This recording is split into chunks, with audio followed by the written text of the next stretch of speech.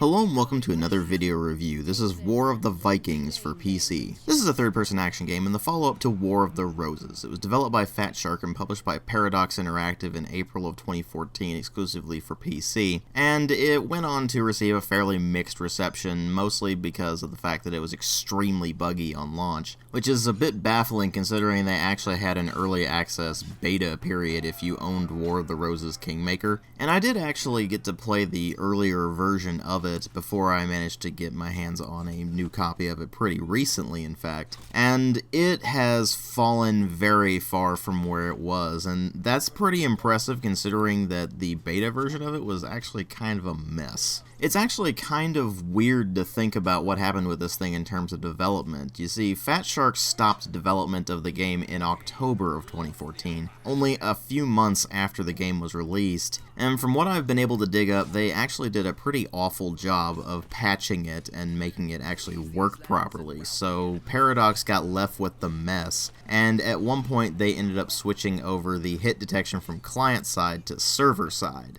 In addition, there were a couple of DLCs actually put out for this thing where you could get a Shield Maiden and Berserker class for $5 a piece, with the base game being $25 normally right now, and that's actually asking a whole lot considering that this game is effectively dead. When you go into the server browser, at best there's going to be maybe 2 servers that are populated, and they're not really all that populated. In all my time playing it, I didn't manage to get into a single full game. It's actually pretty depressing when you think about it. And of course, that does change the landscape of the review a bit, considering I didn't play this thing in its prime, and right now, there's not really much reason to pick it up purely on the basis of the community not being around. But let's go ahead and try to assess this thing and find out exactly, first off, where it went wrong, and if it was any good to begin with. Well, as far as presentation goes, it's really nothing to write home about. You've got texture quality that is not exactly the best. It's not exactly the worst I've ever seen either. You've got animations that are often rather stiff and clunky looking. You've got modeling that is okay for the most part, although there are some really odd things here and there, like being able to select female heads for the 3 main classes in the game, the Warrior, the Skirmisher, and the Champion, even though they're really only meant to be compatible with the Shield Maiden body, so you're actually having female heads on obviously male bodies, and it just looks really weird. And even apart from things like that, I did manage to find some graphical glitches all over the place, like getting decapitated and having these weird lines connecting the head to the body to where it looked like it had just stretched out the neck to a ridiculous degree, although I do suppose it could have been worse. The environments at least look pretty good for the most part, so there's that. But there's not really anything here that you can point to and go, oh yeah, that actually looks really good. For the most part, it looks average at best and at times rather mediocre. Similarly, the sound design isn't exactly all that impressive either. You've got sound effects that work for the most part, and on occasion you do get a nice meaty hit in with the various weapons you're using, but for the most part it just ends up sounding kinda goofy. The voice acting is rather over the top and deliberately cheesy, which I guess does fit the tone they're going for the epic Viking struggle. But at the same time, it is kind of weird hearing Vikings speak a Nordic language and the Saxons speak English, as in modern English. It's a slightly odd choice that luckily doesn't affect things too much because either way, the quality of the voice acting is not particularly great. It's not particularly bad either, in no small part due to the fact that they are hamming it up so much, but it's still something to keep in mind if that sort of thing would bother you. And then there's the music, which tries to make everything sound epic, and if it were taken on its own, it's a pretty decent soundtrack, but when you put it in the game, it just doesn't necessarily fit what's going on, and I'll get to that more when I get to the gameplay part of this. But the overall feeling you get from the sound design is just that it's kind of lackluster. It's nothing particularly bad, but it's nothing particularly great either, and the visuals are much the same. But of course what really matter are the story and the gameplay, and the story in this consists entirely of Vikings are invading Britannia, and you must either play as the Vikings or the Saxons, and you duke it out over territory or just as TDM or whatever it may well be. So it does ultimately fall to the gameplay to bring things up, and that's where things get both kind of interesting and pretty catastrophic at the same time. The idea is that you play one of 5 game modes. You have your basic TDM where you're just going for score. You have something called Pitched Battle and Arena, which are basically TDMs, only you're playing with a single life in a given round. So it's sort of like Counter-Strike in that regard. But other than that, they're still basically TDM modes, and the difference is that one of them can be played with a large number of players and the other one can be played with a smaller number of players. And then there are Conquest and Domination. Domination, you are trying to capture various points along the map, and if you hold all the points, you will trigger a victory countdown. Otherwise, you basically try to hold the most points on the map when the timer runs out. And Conquest is basically a mode where you've got various points throughout the map, but you can only capture one at any given time, and when you capture that point, you can move on to the next point. Of course, if the enemy team manages to recapture the point you just took, then you start going backwards, so it's a nice back and forth tug-of-war kind of mode.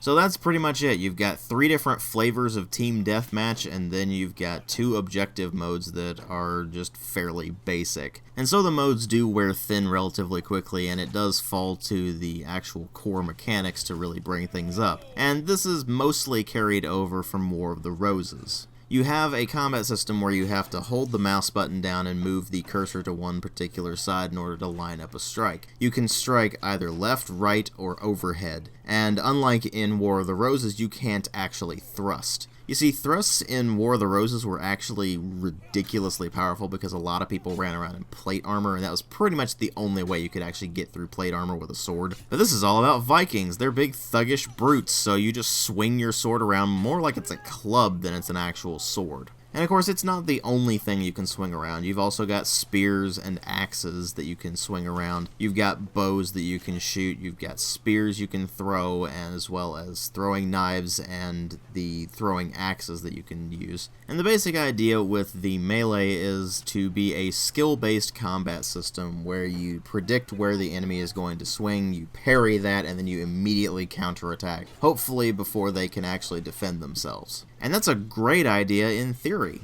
In practice, it's just a bunch of people running around swinging their swords around like a maniac hoping they'll hit something. And there's a reason for that, which I will get to in a moment. Well, a reason beyond the fact that a lot of the players in this are really not very good. But I digress. There are a few elements to the combat that you do need to keep in mind. Firstly, you actually do more damage the longer you charge up your swing. So the longer you hold the swing, the more damage you're going to do, up to a point. Eventually, your arm will actually start to tire and you start to lose the damage that you can do, but you can still swing. And so the idea there is to be pretty dynamic, and every time you attack something or you try to defend or whatever, it actually drains your stamina meter, so you do need to be aware of that as well and not run out of stamina in the middle of a fight. Again, in theory, this is actually a really cool idea for a melee combat system. But then there's the hit detection, which is incredibly bad. I could not tell you how many times my sword has gone completely through an enemy, there has been a blood puff, and it still didn't recognize that as an actual hit. I've lost count of the number of times when I've had my shield up and their attack went straight through it. And it's not just me being on the receiving end of this stuff, I've actually done that to other people as well. It's just a complete crapshoot as to whether or not you're actually going to hit the target that you're swinging at. And even worse, it's actually really hard to judge distance with some of the weapons.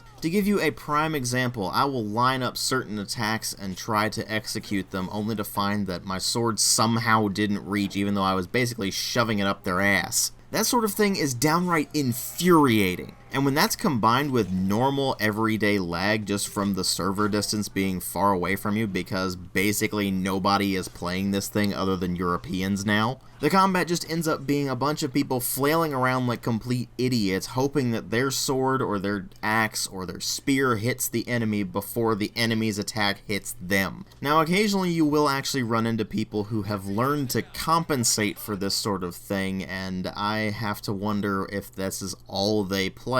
But those folks will just completely curb stomp you because they're basically using exploits when you get down to it. And that's to say nothing of the game balancing, which is all over the place. On the one hand, archers are basically useless. They barely do any damage when they do manage to hit something, and they take a long time to actually bring their bows up to ready to shoot. And then you have to deal with both the hit detection problems and compensating for projectile drop and compensating for the enemy's movement, which is going to be pretty frantic to try to avoid those melee strikes. And so there's really no reason to play an archer. And that ends up completely invalidating one of the 3 class options available to you if you haven't bought either of the 2 DLCs, and those are Warrior, Champion, and Skirmisher. The Skirmisher is your archer, the Warrior is just kind of a medium infantry, and the Champion is the heavily armored guy. Of course, if you have the DLC, then you can also do a custom class for Berserker as well as Shield Maiden. Otherwise, if you want to use those classes, you are limited to the default loadouts. And when you do delve into the loadouts themselves, you find that a lot of this stuff is actually gated behind level-based unlocks as well as coins that you earn throughout the game just by playing it. Yes, it's one of those games where you just grind and grind and grind in order to unlock the perks that you want, and the swords that you want, and the javelins you want, and things like that. For example, you can't get javelins at all in any of the custom loadouts until level 10 for some reason. Hell, you don't even get custom loadouts at all until level 4, and even then you only get 1 slot to customize, and then after another couple of levels you get another slot, and then after another couple you get another slot, and all along this point you're unlocking various cosmetics that also cost the coins. It is ridiculous just how much of this stuff is gated behind the unlock system. So not only do the people who've played longer get access to all the cool cosmetic options, but they get access to all the meaningful customization stuff for their loadouts to begin with. Luckily, as far as I can tell, the various weapons that you unlock are mostly cosmetic if they're within a given class. So all javelins seem to behave the same, all the throwing axes behave the same, all the swords, all the spears, etc. all behave the same, they just look different. But if they didn't, then you wouldn't know, because the game actually does not tell you any stats for any of the weapons. It doesn't even give you a general stat for javelins or anything like that. So you don't know how much damage they do, it's just kind of an assumed thing, and you don't know how much damage a sword's going to do versus an axe, and whether or not a certain weapon will be better in certain situations, which is actually a fairly far cry from War of the Roses, where the weapons each had their own specific stats. You had a ton of customization options for those weapons, and some were better in certain situations than others. For example, the slender thrusting blades were much better at piercing plate, but they weren't really all that good at dealing damage, whereas the big heavy swords were better at dishing out damage, but they didn't do a very good job against heavier armor. Here they basically just said, screw all that, we're gonna simplify the living crap out of this thing. And it's not really for the better. It's not like this game is all that refined from War of the Roses. Sure, the movement system is a bit better, but that's not saying all that much. An entire direction of attack has been removed. They have introduced something called special moves, which are for each individual weapon, or weapon type I should say, as well as the various classes that you've got, so they might be a bit different depending on whether you're playing, say, a Shield Maiden versus a Berserker or something like that. But they're basically just an ultra powerful attack that you can execute. And good luck hitting anything with them, because the windup is pretty ridiculous, and if you're using a sword and using it, it's going to be a thrust, which is probably not going to hit the target. And thus you're left wide open for some guy to just run in and smack you upside the head. And when you take all that sort of thing into account, it's pretty easy to see why this game died out. The core gameplay is a good idea in theory, it's just in practice they basically butchered it. And War of the Roses wasn't exactly a great game either. It had tons of problems, but again, it had that nice promise going. And War of the Vikings took that promise and basically stomped on it. This game could have been awesome had they actually released a properly finished product that wasn't buggy as hell, had they actually released it with an unlock system that wasn't terrible, had they not tried to charge you for DLC for content that's actually something that probably should be in the game to begin with, and most importantly, had they not completely screwed up the hit detection. Because that's what ultimately ruins this thing. It's actually legitimately depressing to see what this game could have been had they not screwed it up, only to realize that what we got instead was a pile of garbage. I give it a 1 out of 5. Thanks for watching.